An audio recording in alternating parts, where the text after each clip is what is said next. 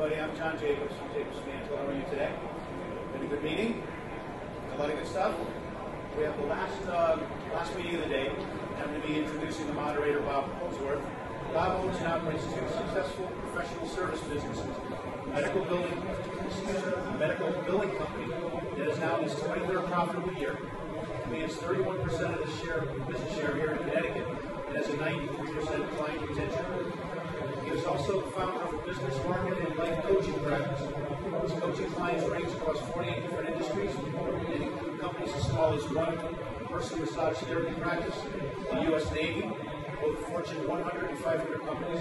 His past managerial experience includes 30 years in emergency medicine, including 25 years as a paramedic, so today. He also spent 4.5 years in prison. We'll let him explain that later. As well as stints as a new director of a radio station and a unit manager for 3 national food service companies.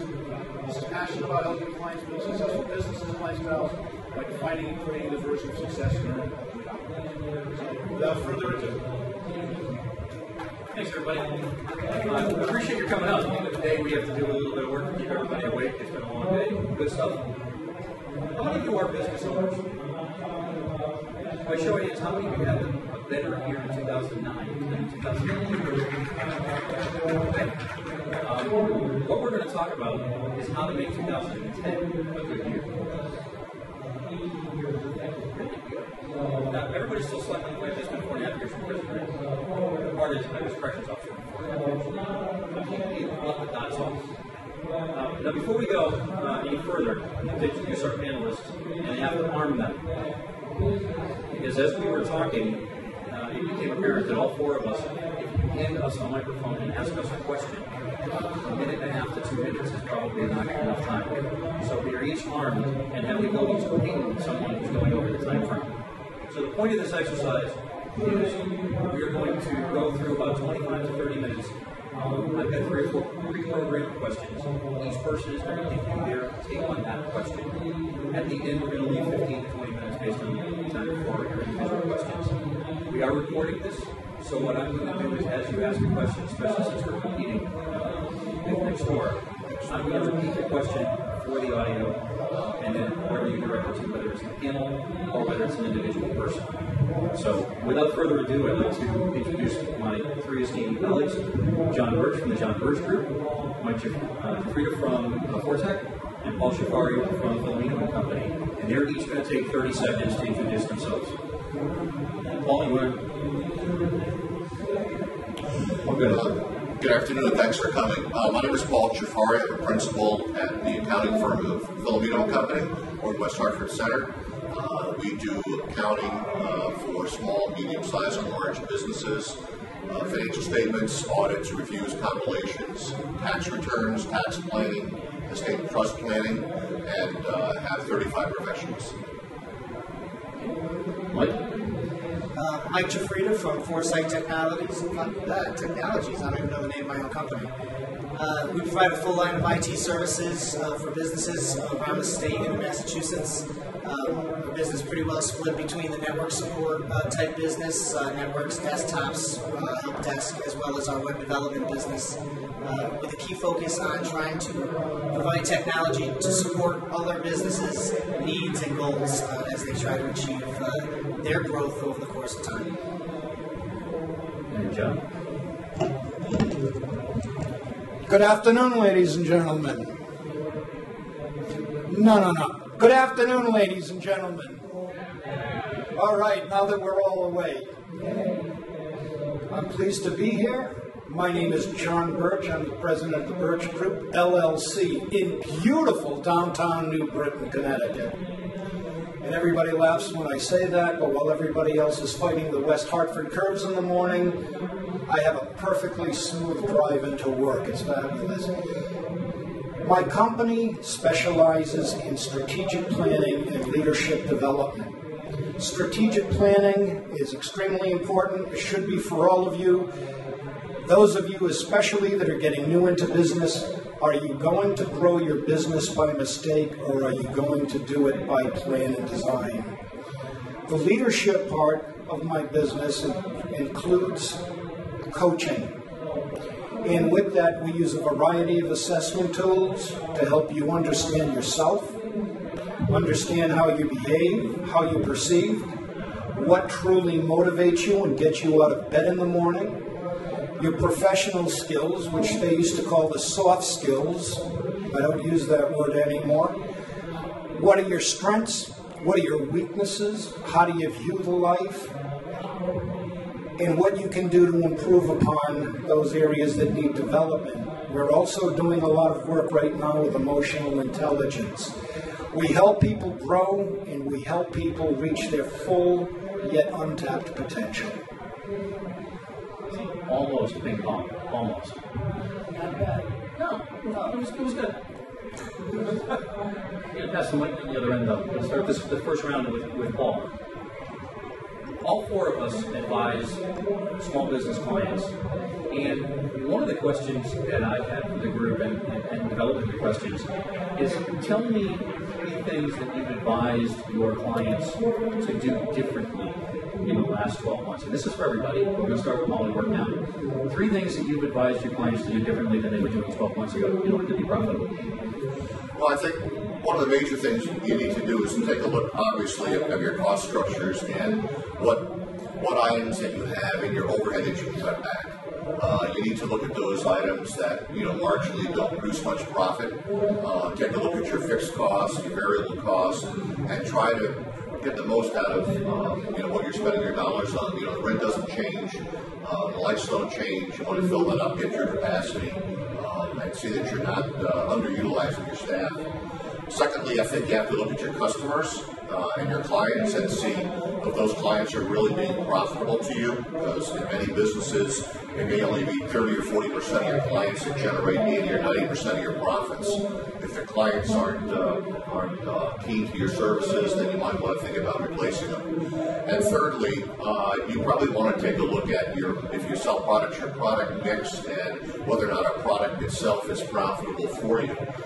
You may be selling products that are not generating a lot of gross margin, which help pay for the overhead. So look at the services or the products that you sell or provide services on and see that it's contributing to the bottom line. What have you advised your clients, especially you have a web presence, building websites, in addition to just general business, what have you advised them about the internet differently in the last 12 months? Yeah, with our bank of clients, we have one general premise in that the biggest thing we tell people is if you're going to invest in technology for a purpose. Do it to meet your own business goals. Don't do it because the next greatest thing is out there, because somebody invented a nice something or other that would be cool to have, or because you think it's the neat thing to keep up with the Joneses. And really plan for what you're going to use your technology dollars for. One of the issues we have as a technology company is that traditionally technology has always been looked at as a cost center. It's overhead. It doesn't produce. And with that, when tough times come a-knocking, what happens is people start to try to cut back in places where really they probably should be growing. And we find technology is one of those areas that they can really use to support their business growth. A specific in that, and I'm sorry I'm not doing 1, 2, 3, but a specific in that with regard to the web would be make sure your website's working for you. Don't have it simply be a brochure that you're hoping somebody comes to you because you happen to be somewhere on the first page, but find ways to use the web to go out, find the right people, speak to them about your expertise, and pull them back in so that you can figure out the ones that have a real fit for the business that you provide, for the services that you provide, in such a way that you can then grow your business through those new leads. Are you finding that your clients are coming to you asking about monetizing their website versus brochure? It's interesting. Monetizing the website used to be, what am I going to sell on my website? How can I put a buy now button on there? What types of things can I do?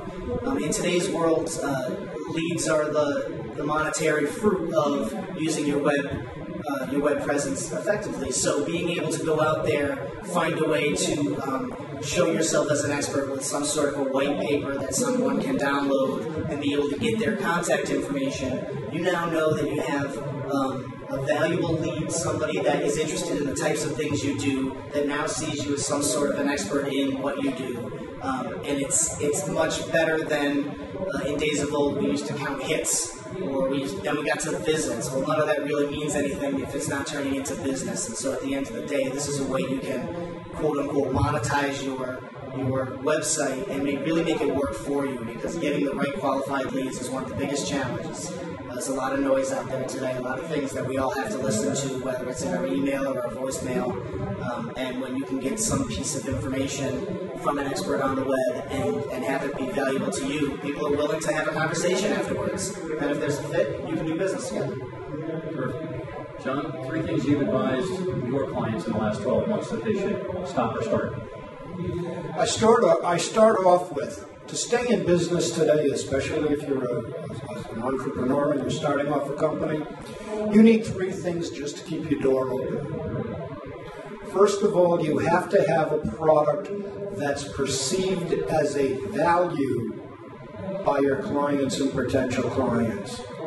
Secondly, you have to have on-time delivery with everything you promise. The market today, your clients are unforgiving if you don't do that for them. And the third thing that you have to have is absolutely flawless customer service. Does anybody out there know if someone has a pleasant experience with your company, how many people they tell about it? No, actually it's about 3. How about if they have an extremely unpleasant experience with your company? According to a study done by Harvard University, 19 people. You have to have those things going for you. To stay in business, besides that in this economy, there are several things that I've seen happen. One is a lot of the people that I've ever worked with have said the economy's terrible, business is terrible, and they sit in their office feeling very bad for themselves, and they spend a lot of time playing solitaire and minesweeper. It becomes a self-fulfilling prophecy. Get out of your office. Network, network, network, network. I've got a thriving business. Most of my business has been through referrals from people that I know. The second thing is, don't overgrow your company before you have the revenue to afford it. Sustainable revenue. I've seen a lot of people have a good year, decide that, no offense, Mike, that they're going to have to go out and build a multi-zillion-dollar website. They're going to hire 25 people. And then when they have a bad year, they find themselves unable to pay their bills.